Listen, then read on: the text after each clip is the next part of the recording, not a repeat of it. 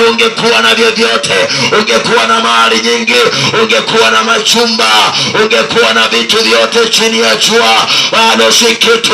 Wana maandiko anasema ya kwamba itamfaidia nini mtu ulimwengu wote akaukosa uzima wa milele? Itamfaidia nini mtu akipata fedha zote? Amepata mabilioni, amepata matrilioni, amepata kazi, amepata mke mume, amepata watoto, amepata kila kitu chini ya jua, lakini ndani yake hana Yesu. Sikiliza nikwambie, wakati tulionao ni wakati wa kutengeneza na Mungu, ni wakati wa kutengeneza na Bwana. Watu wa Mungu sikiliza, wanawake nisikilize, wakati tulionao ni wakati wa tengeneza maisha yako. Lazima nikwambie, unaweza ukasema ya kwamba uko salama leo, lakini nataka nikwambie kama hauna Yesu bado hauko salama.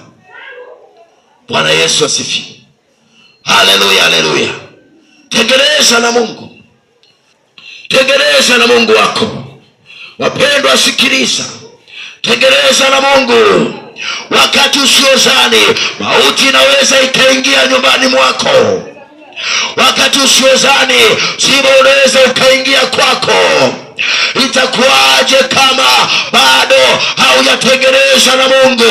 Itakuwaje kama wanawake bado haujatengeneza na Mungu? Itakuwaje wapendwa, kama maisha yako bado yana kona, yana makando, bado unafanya uchawi, bado unafanya uzinzi, bado wewe ni mshirikina tu, bado ni mwanga unawanga, bado wewe ni mzinzi, haujaacha bado uasherati? Itakuwaje wapendwa, kama bado unakwenda kwa waganga wa kienyeji ili maisha yako yawe heri? Itakuwaje wakati, sikiliza nikwambie, ni kweli mganga anaweza akakutajirisha, inawezekana kabisa. Ni kweli mganga anaweza akakupa dawa ya mambo yako kwenda sawa, lakini nataka nikwambie, mbele yako iko jehanamu, mbele yako liko shimo usiloweza kutoka kwalo, usiloweza kuokoka.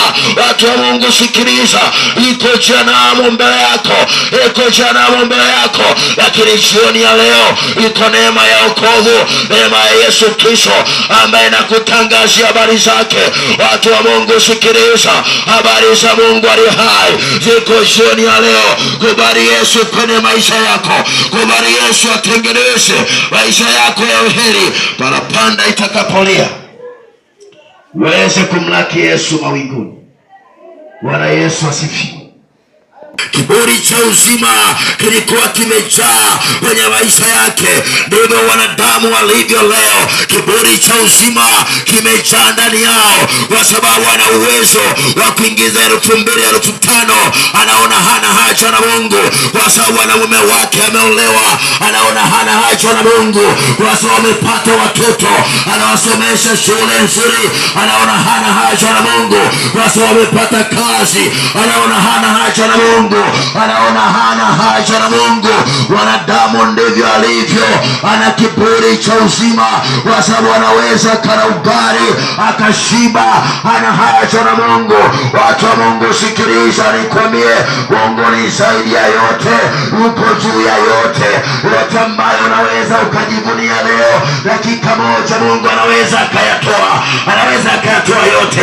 Mungu anaweza akakutoa kwenye kazi ulionayo. Mungu anaweza akakunyima fedha, hiyo inawezekana kwake. Mungu anaweza akaharibu biashara ikaisha kabisa. Ulikuwa ni mfanya biashara mkubwa lakini inapukutika. Mungu anaweza akaharibu fedha, anaweza akaharibu watoto wako, hiyo inawezekana kabisa. Sikiliza nikwambie, najifunze hizi habari kwa mtu mmoja alikuwa anaitwa Ayubu. Alikuwa ni mtu mwenye mali nyingi. Maandiko anasema ya kwamba alikuwa hapana mtu tajiri kama Ayubu katika nchi ya Usi iliyokuwa mashariki hiki. Walikuwa pana tajiri kama Ayubu, lakini Mungu akapita kumjaribu, akaua mifugo yake, akaua mali zake, lakini kaangamia, watoto wake wote wakaangamia. Huyo ndiye Mungu ambaye anaweza akatoa kila kitu kwa mwanadamu. Sikiliza nikwambie jioni ya leo, acha kiburi cha uzima, acha kiburi cha uzima. Wako watu wana kiburi cha uzima kwa sababu tu wanaka uchawi, anaona hako ndiko kanatosha. Watu wa Mungu, sikiliza, uchawi haujawahi kuwa msaada kwenye maisha ya mwanadamu. Ilizi haijawahi kuwa msaada kwenye maisha ya mwanadamu. Tungulezi haijawahi kuwa msaada kwenye maisha ya mwanadamu, lakini msaada wa mwanadamu ni Mungu peke yake, Yesu. Huo ndio msaada wa mwanadamu, wapendwa.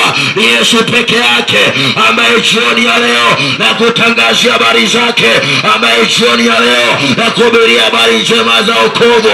Acha kiburi cha uzima, jehanamu ya moto inakungoja. Acha kiburi cha uzima, utakwenda jehanamu. Sikiliza nikwambie, utazikwa. Sikiliza, wakati utakapowadia, hatujajiandaa, utajikuta mauti imeingia wakati utakapofika. Leo watu wengi sana wanaona wana haja na Mungu, maana maisha yao yanakwenda. Wanaona wana haja na Mungu, maana pesa wanayo. Ndivyo ambavyo watu wako. Lakini watu wa Mungu, sikia wapendwa, sikiliza. Maisha tulio nayo ni ya muda tu. Maisha tulio nayo chini ya jua ni ya muda, wapendwa. Maisha tulio nayo duniani ni ya muda, wapendwa. Wakati wa kuondoka chini ya jua unakuja. Huo wakati unakuja, wapendwa. Huo wakati unakuja, sikiliza. Huo wakati unakuja. Maandiko yanayosema ya kwamba Bwana mwenyewe atashuka, atakuja duniani kuwachukua walio wake, pamoja na mwaliko wa malaika na malaika mkuu, pamoja na parapanda ya Mungu.